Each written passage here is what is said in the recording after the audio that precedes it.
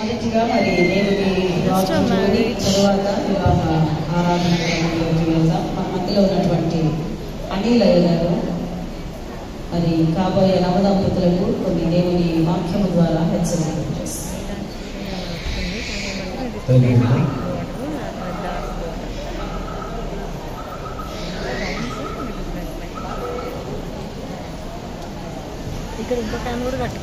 మన ప్రియుడు రక్షకుడైన యేసు క్రీస్తు నామం పేరిట మరి స్టేజీని అలంకరించిన దైవజనులందరికీ పెద్దలందరికీ నా హృదయపూర్వకమైన వందనాలు చెల్లిస్తున్నాను. నూతనంగా జతపరచబడుతున్న మరి రీతు రమేష్కి కూడా నా వందనాలు, మీ అందరికీ కూడా నా వందనాలు. కొద్ది క్షణాలు 5 నిమిషాలంటే నేను ముగించేస్తాను, ఎక్కువసేపు టైం పెట్టుకుని చేసేస్తాను. అందరూ మౌనంగా ఉండండి.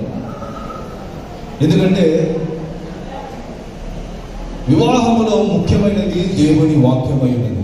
వాక్యము మనల్ని బ్రతికిస్తుంది. హల్లెలూయా. వాక్యం మనల్ని జీవింప చేస్తుంది.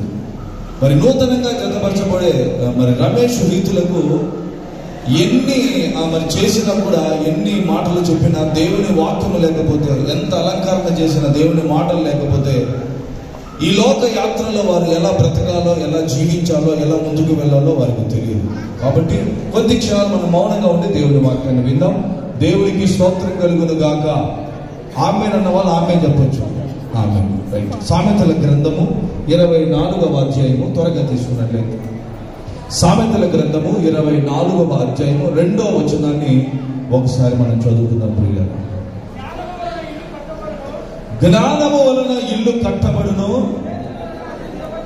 వివేచన వలన అది స్థిరపరచబడును,